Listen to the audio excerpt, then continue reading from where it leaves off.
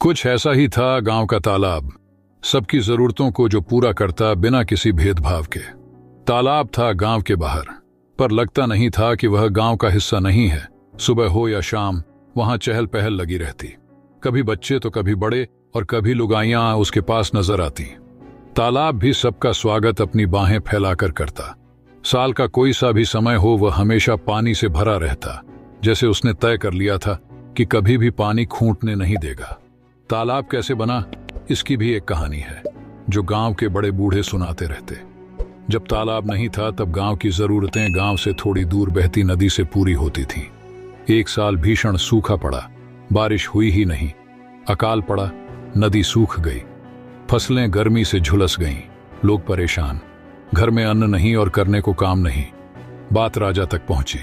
राजा को अपनी प्रजा की चिंता रहती थी। राजा ने गांव के पास लोगों के लिए काम खोला।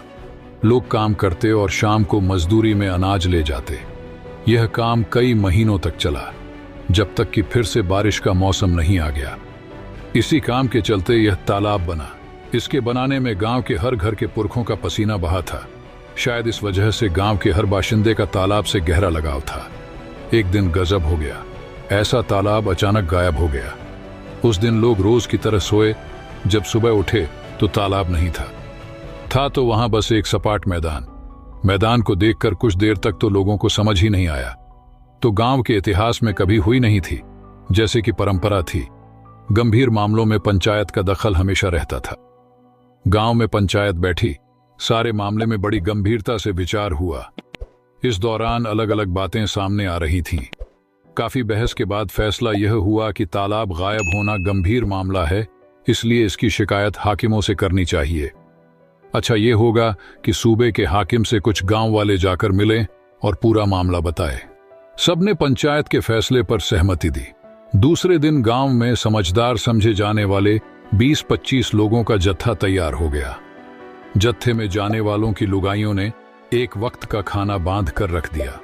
जत्थे को गांव की सीमा तक विदा करने गांव वाले आए। उम्मीदों से भरा जत्था दोपहर तक सूबे के मुख्य शहर में पहुंच गया। रास्ते में बिना रुके हाकिम के दफ्तर पहुंचे तो सूरज सिर पर आ गया था। 2 लोग हाकिम के दफ्तर गए, बाकी सबने एक बड़े बरगद की छाया में डेरा डाल दिया। थोड़ी देर बाद वे 2 लोग वापस आ गए। वे दोनों खबर लाए थे कि बड़े हाकिम तो दफ्तर में हैं नहीं, छुट्टी पर हैं। यह सुनकर लोग थोड़े से निराश हो गए, पर पूरी बात सुनी तो पता चला कि छोटे हाकिम हैं दफ्तर में और उनसे मिला जा सकता है।